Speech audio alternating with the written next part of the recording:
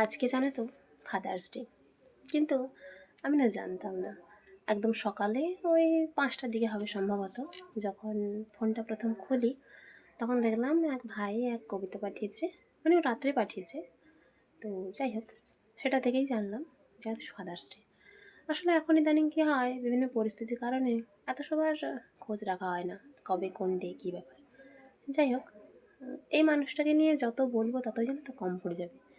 সেই একদম কোন ছোট্টবেলা থেকে, বা বলা ভালো জন্মের পর থেকে, যখন কেউ পছন্দ করেনি বা কেউ যখন মানতেই পারেনি যে মেয়ে হয়েছে, ওই মানুষটা তখন কোলে নিয়েছিল, মাকে ভরসা জুগিয়েছিল। কী হয়েছে, অন্যরা মানেনি তো, আমাদের সন্তান তো। সেই মানুষটা সেদিন থেকে আজ অবধি কী কর্তব্য, কী দায়িত্ব, কী ভালোবাসায় যে আগলে রেখেছে সেটা বলার মতো না। একদম ছোট থেকে যখন জামা কাপড় নোংরা করে দিতাম, বিছানা নোংরা করে দিতাম, অনেক রাত্রে, কিন্তু শীতকালে হয়েছিলাম তো, মা যেহেতু সিজার করতে হয়েছিল, তো মার কষ্ট হতো, বাবা আমাকে পরিষ্কার করে চেঞ্জ করে বিছানা সব পাল্টে আমাকে কোলে নিয়ে শুয়ে থাকতো, যতক্ষণ না আমি ঘুমাতাম জেগে থাকতো। এমনকি যখন আমার জ্বর হতো, এই এখন অবধিও, এত বড় হয়ে গেছে এখন অবধিও, যখন জ্বর হতো বা হয়, জলপট্টি দিত, কখন কি ওষুধ খাওয়াতে হবে সেটা জেনে জেগে থাকতো মাথার কাছে বসে। খুব রেয়ার কচ্ছিত যদি ভোরের দিকে জ্বর ছেড়ে যেত, তখন হয়তো একটু আধটু ঘুমাতো, নাহলে জেগে থাকতো। তারপর হয়তো কোনো পড়া পারছি না, একদম ছোটো থেকে, মানে সেই নার্সারি থেকেই হয়তো মারধর খেয়েছি, গা হাত ফুলে একদম লাল হয়ে গেছে, একদিকে মেরেছে আবার একদিকে জল চাপিয়েছে গায়ে, কেঁদেও যাচ্ছি, আবার এটা সেটা এমন মন ভোলানো কথা বলছে, হেসেও যাচ্ছি, দুটোই একসাথে চলছে। মিষ্টি আমি একদম খেতাম না। যাক, এখন যারা বলে না যে আমি প্রচুর মিষ্টি খাই সেজন্য হয়তো এরকম, আরও অনেক কিছু বলে, তারা তো জানেই না যে মিষ্টি আমার সব থেকে অপছন্দের ছিল, কিন্তু সেটাই এখন আমার প্রচুর পছন্দের। ওই যে ওই মানুষটাই একটু একটু খাওয়া শিখিয়েছে। ডিমের কুসুম আমি একদম খেতাম না, কীরকম যেন একটা দেখতে, শুধু ডিমের সাদা অংশটা খেতাম। কুসুম মায়ের পাতে বা বাবার পাতে তুলে দিতাম, বাবা চুপটি করে দেখতো, তারপর অল্প অল্প ভাতের সাথে বা একটু তরকারির সাথে অল্প অল্প করে খাওয়া শিখিয়েছে। আর এখন ডিমের কুসুম ছাড়া আমি খেতেই পারবো না, সাদা অংশ দিয়ে দেবো ঠিক আছে, কুসুম আমার চাই। বাবাও মাঝে মধ্যে নিজেরটা থেকে দেয় কুসুম, আমি অবশ্য নিতে চাই না, তবুও দেয় জোর করে হলে। মাছ এরকম অনেক কিছু খেতাম না, বাবা বিভিন্ন গল্প বলে বলে খাওয়া শিখিয়েছে।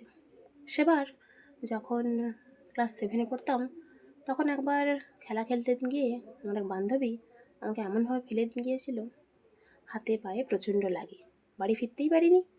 সবাই ধরাধরি করে ক্লাসরুমে বসিয়ে রেখেছিল, স্যার ম্যামরা বারবার সান্ত্বনা দিচ্ছিল। বাবাকে খবর দিতে বাবা গাড়ি নিয়ে গিয়ে আমাকে সাবধানে কোলে করে গাড়িতে বসিয়ে বাড়ি আনলো। তারপর থেকে কী পরিশ্রমটাই না করেছে আমার পেছনে, হাতে পায়ে সবসময় ব্যান্ডেজ করে রাখা, সময় মতো মলম লাগিয়ে দেওয়া, কীটা করেনি, সমস্তটা করেছে। তারপর যখন ভালো হয়ে গেল, তখন রবীন্দ্র জয়ন্তীতে আমাকে আবার গাড়িতে করেই স্কুলে ছেড়ে দিয়ে এসেছিল। চিন্তায় ছিল যে আমি অসুস্থ হয়ে পড়বো নাকি বা কোনো সমস্যা হবে নাকি, তবে ঠাকুরের কৃপায় কিছুই হয়নি, পরিবর্তে বরং কয়েকটা প্রাইজ বাড়িতে এসেছিল, ফার্স্ট প্রাইজ। যাই হোক, সেটা গেল। এছাড়া বিভিন্ন সময় তো বিভিন্ন অসুবিধা আছেই। তারপর একবার হয়েছিল কি, রান্নাঘরের পাশে আমাদের ল্যাট্রিনের যে ভারী দরজা, প্রচণ্ড ভারী টিনের দরজা, কিন্তু মোটা মোটা কাঠ দিয়ে, সেটা আলগোছে রাখা থাকতো, কেননা তার যে পাশের যে কলকবজা অনেক দিন আগেই রাস্ট পড়ে খুলে গেছিলো, তো সেগুলো এমনি ঠেকানো থাকতো দরজাটা। সেটা হয়েছিল কি, একবার ঝড়ের সময়, এটা কিন্তু আমি নার্সারির কথা বলছি, ছেড়ে গেছিলাম, তো ঝড়ের সময় বাবা ভেতরে আছে, আমার চিন্তা হচ্ছে মানুষটার জন্য, সেজন্য আমি সেখানে গিয়ে রান্নাঘরে চুপটি করে বসে আছি। মা তখন ঘরে সম্ভবত খাতা বইতে কিছু একটা লিখছিল, আমার ঠিক খেয়াল নেই। কারেন্ট তো চলে গেছিলো, যেহেতু ঝড় উঠবে, তো টেবিল ল্যাম্পের আলোয় মা বিছানায় বসে কিছু একটা করছিল, বই খাতায় প্রশ্ন লিখছিল না উত্তর লিখছিল, আমার ঠিক খেয়াল নেই। যাই হোক, তারপর হঠাৎ ঝড় আরম্ভ হয়েছে, আর ওই দরজাটা সোজা আমার মাথার উপর এসে পড়ে। মাথায় আমার ক্লিপ মারা ছিল, দরজাটা এত সজোরে পড়ে যে ক্লিপের ওই যে দানাগুলো যে থাকে সামনের দিকে, ওগুলোর বেশ কয়েকটা ভেঙে একদম মাথার মাঝে ঢুকে গিয়েছিল। কি চিৎকার করে কান্নাকাটি করছিলাম। মা তো ঘরে কখন ঘুমিয়েই গেছে। বাবা তড়িঘড়ি লাইট নিয়ে বেরোলো।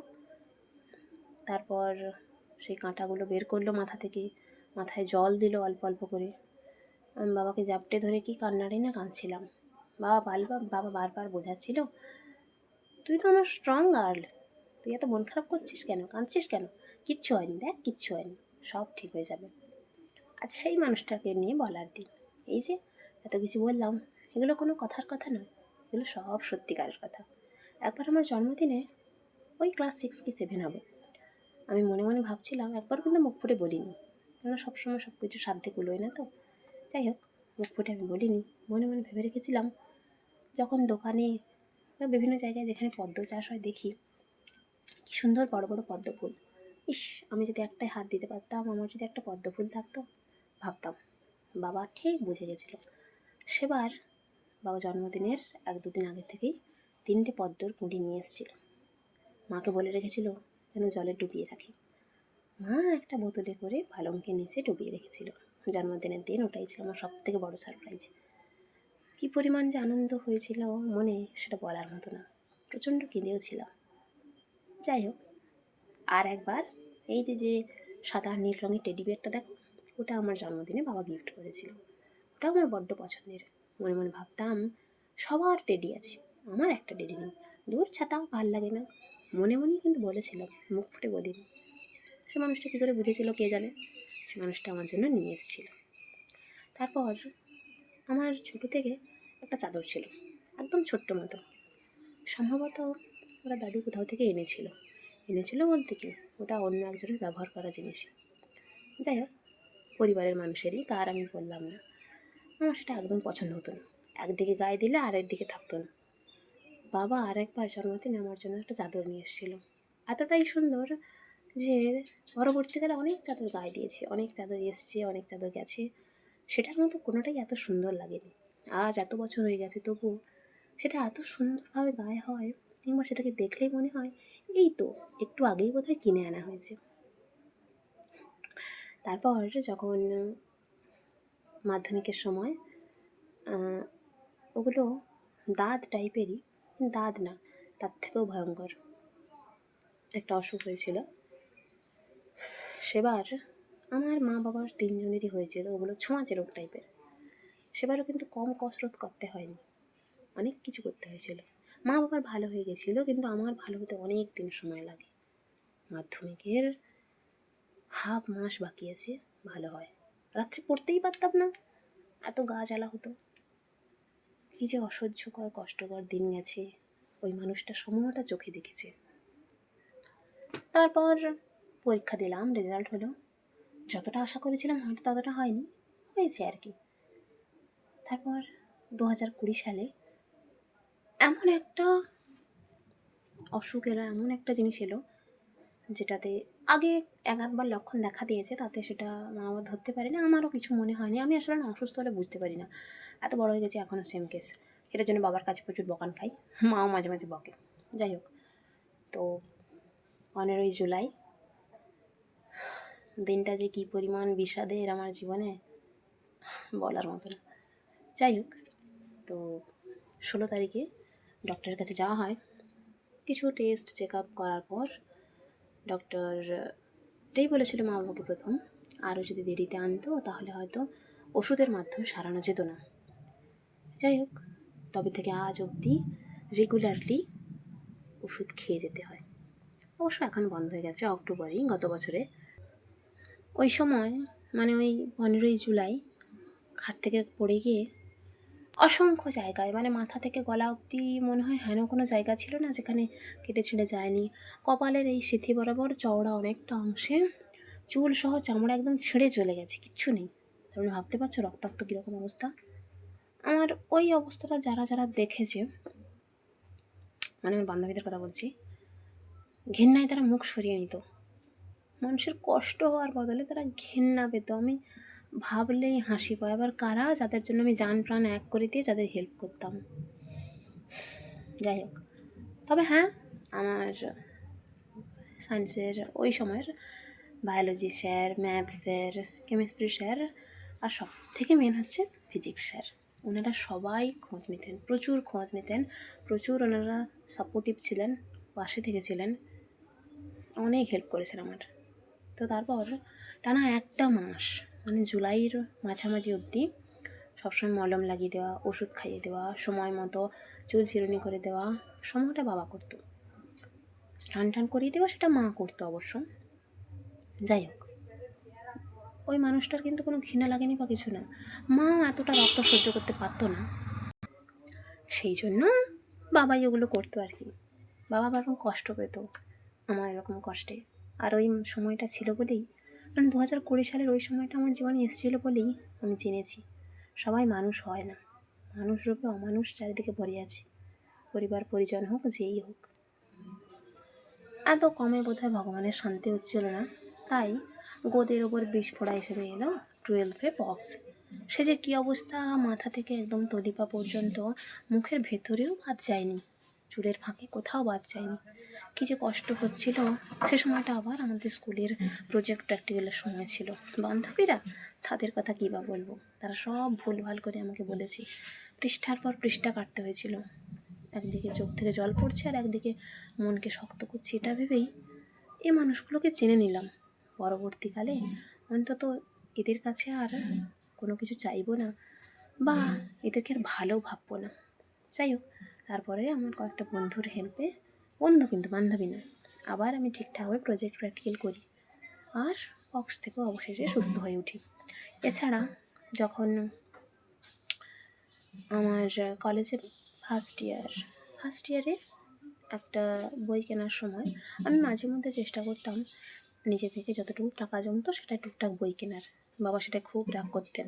বাবা বলতেন যে, এখনও বলে, নিজের যতটুকু জমানো টাকা ভালো মন্দে কাছে রাখতে। আমি রাখি না, মা বাবাকে দরকারের সময় দিই। বাবার কাছে সেবার শুধু 500 টাকার একটা নোট ছিল, জানো তো। বাবা কিন্তু আমার বই কেনার জন্য সেটুকুই খরচা করে দিয়েছিল। ও সবসময় বলতো, বাবা সেই 500 টাকার নোটটা কখনো খরচা করে না। একদম বাবার ব্যবসা শুরু থেকে বা 500 টাকা হলেও রাখতো, কখনো পার্স খালি হতো না। কিন্তু সেবার বই কিনতে গিয়ে পার্স খালি হয়ে গেছিলো। এই যে কয়েকদিন আগে এই ফিশারিতে জাল টানা হলো, শামুক কটা পেয়েছিলাম, 3টে ছোটো ছোটো মতো। মা সেগুলো খেয়াল করেনি, রোদে জামা কাপড় উল্টাতে গিয়ে পা দিয়ে ভেঙে দিয়েছিল। বাবা কিন্তু আবার একদিন দুটো শামুক এনে দিল, এই 1-2 দিন আগে, হয়তো একটু সাইজে বড়, কিন্তু এনে দিল। এছাড়া জানো তো, যখন যেমন পছন্দের চকলেট হোক বা বাজারে নতুন কোনো চকলেট উঠে, বাবা সেটা সর্বপ্রথম আমার জন্য নিয়ে আসে। বাবা বলে, বাবু তো এরা খায়নি, বাবু খাক। আমি না হতে পারি অনেক বড় ফ্যামিলির মেয়ে, কিন্তু কেমন একটা যেন তুচ্ছতাচ্ছিল্যভাবে বড় হয়েছি তো। বাবা সেজন্য সবসময় চেষ্টা করে যতটা পারে আগলে রাখার, ভালো জিনিসটুকু দেওয়ার সাধ্যের মধ্যে। আমি কোনোদিনও পুজো পার্বণ বা এটা ওটায় জন্মদিনে দাবি করি না এটাই আমার চাই, এটাই আমি খাবো, কিন্তু বাবা চেষ্টা করে নিজের বেস্টটুকু আমার দেওয়ার। বাবা যখন প্রতিবারে পুজোয় জামা কিনতো, এখন অবশ্য মাঝে মধ্যে আমি কিনি, বাবাও কেনে কম, আগে একদম ছোটো থেকে, ঠিক চতুর্থী পঞ্চমী বা ষষ্ঠীর দিন হয়ে যেত, বাবা দোকানে গিয়ে যেই একটা বা দুটো দেখতো সেটাই একদম বেস্ট হতো, সেটাই কিনে আনতো। সবাই দেখে অবাক হয়ে যেত আর বলতো যে মনে হয় অনেক দিন আগে থেকে কিনেছি, অনেক দোকান ঘুরে, কিন্তু না, আমার বাবার চয়েসটা বরাবরই ওরকম, একদম বেস্ট যাকে বলে, কোনো তুলনা হবে না। জানো তো, বললেই মানুষটার কথা না শেষ হবে না, এরকম অনেক অনেক আছে ভুরি ভুরি। এই যে আজ যেমন একটা পুকুরে জাল টানা হয়েছে, মাছ খুবই সীমিত, আমি তবুও জানো তো কাতলা মাছের দিকে তাকিয়ে তাকিয়ে ভাবছিলাম যদি রাখা যেত। বাবা বোধহয় আমার চোখের ভাষা বোঝে। পরে যখন ঘরে এসে মুড়ি খাচ্ছিল, তখন আমাকে বলল, বাবু তেমন তো মাছ নেই, আর এই মাছগুলোকে রেখে দিলে তো বিক্রির মতো তেমন কিছু থাকবে না, পরে কোনো দিনও আবার যখন জাল টানা হবে তখন তোর জন্য রাখবো। এই যে একটা কথা, এটা এটা কেউ বলে না, জানো তো, কেউ না। আমার মনে অন্য কোনো আফসোস নেই যে আমাকে তেমন ভালোবাসার কেউ নেই। আমার কাছে লাভ এটাই বা খুশি এটাই যে জীবনে ভগবানের কাছে হয়তো অনেক পুণ্য করেছিলাম আগে, সেজন্য ভগবান এমন একজনকে আমার জীবনে পাঠিয়েছেন যিনি ছোটো বড়ো যে কোনো ইচ্ছাই পূরণ করেন আমার। হ্যাঁ, কেউ হয়তো দেখে বা শুনে ভাববে যে এখন তো সোশ্যাল মিডিয়ায় মানুষ ভালো ভালো জিনিসটাই দেখায়, কে কার জন্য কী করে, কত দূর দূরান্ত থেকে কী পাঠায় না পাঠায় সেগুলোই বলে, কিন্তু বিশ্বাস করো আমার বাবার সাথে সোশ্যাল মিডিয়ার কোনো যোগাযোগ নেই। হ্যাঁ, হয়তো স্মার্টফোন ব্যবহার করে ঠিকই, কিন্তু এত পটু নয় মোবাইল ব্যবহারে, এসব কিছু জানেও না। বাবা যা করে মন থেকে ভালোবেসে করে। সেজন্য না এখনকার দিনের ভালোবাসাগুলো আমার বিশ্বাস নেই। সেই যখন 22 সালে প্রথম ফোন কেনা হয় তবে থেকে আজ অবধি বহু প্রপোজাল এসেছে। বহুজন বলেছে আমি তোমাকে পছন্দ করি, ভালোবাসি। তারা কিন্তু শুধু ওই ছবিটুকু বা ভিডিওটুকুই দেখেছে, তারা বাস্তবে আমাকে দেখেনি। তারা আমার রাগ দেখেনি, আমার চিৎকার করে কান্না দেখেনি, শোনেনি। তাই ওদেরও ভালোবাসে আমার মন গলে না। আর এখন তো মানুষ অপেক্ষাটুকুও করে না। ভালোবাসা তো সেখানে বাদ দাও, ওসব আমার বিশ্বাস নেই। এই যে মানুষটা আমার জন্য নিরন্তর এত কিছু করে, যদি তার সিকি ভাগও কেউ করতো না, তাহলে ভেবে দেখতাম যে তাকে ভালোবাসা যায় নাকি। আর হ্যাঁ, আমি এও জানি আমার এই ভিডিওটা কিন্তু বাবা দেখবে না, আমার সামনেও পড়বে না। তবু আমি চাই এটা আমার টাইম লাইনে থাকুক, নিজের মনের শান্তির জন্য। হ্যাপি ফাদার্স ডে বাবা, I love you so much.